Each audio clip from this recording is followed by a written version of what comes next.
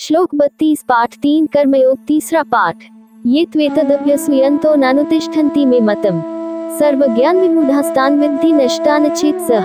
परंतु जो मनुष्य मुझ में दोषारोपण करते हुए मेरे इस मत के अनुसार नहीं चलते हैं, उन मूर्खों को तू संपूर्ण ज्ञानों में मोहित और नष्ट हुए ही समझ। 32 व्याख्या। इस श्लोक में भगवान कृष्ण उन लोगों के बारे में बात कर रहे हैं जो उनके उपदेशों की अवहेलना करते हैं। वे कहते हैं कि जो लोग उनके द्वारा बताए गए कर्मयोग के सिद्धांतों की निंदा करते हैं और उनका पालन नहीं करते, उन्हें निम्नलिखित प्रकार से समझना चाहिए। अभ्यसूयन्तो, जो लोग ईर्ष्या या द्वेष से उनके उपदेशों की आलोचना करते हैं।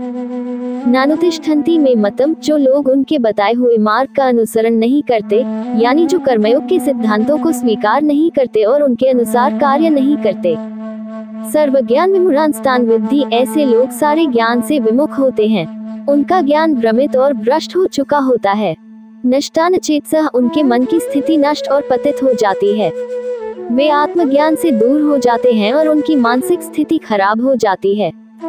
इस प्रकार भगवान कृष्ण ने स्पष्ट किया है कि जो लोग उनके उपदेशों को नहीं मानते और केवल आलोचना करते हैं, वे ज्ञान और समझ की दृष्टि से खो चुके होते हैं। उन्हें सही मार्ग पर आने के लिए अपने मन को सही दिशा में ले जाने की आवश्यकता है।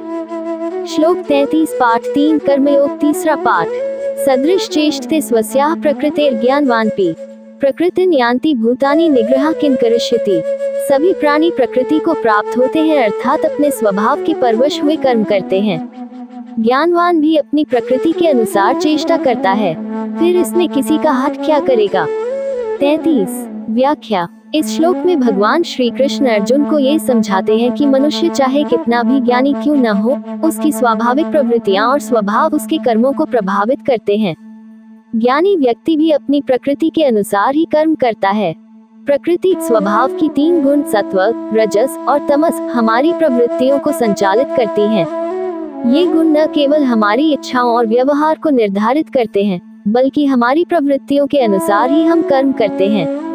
इसलिए केवल बाहरी नियंत्रण या आत्मसंयम से कोई विशेष लाभ नहीं होता, क्योंकि हमारी प्रकृति का प्रभाव हम पर हमेशा बना रहता है।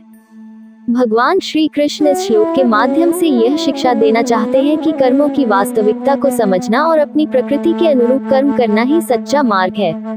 कर्मयोग की शिक्षा में ये समझना जरूरी है कि हमें अपनी प्रकृति के अनुसार ही कर्म करना चाहिए और आत्मसंयम के साथ साथ अपने कर्मों को सही दिशा में ले जाना चाहिए।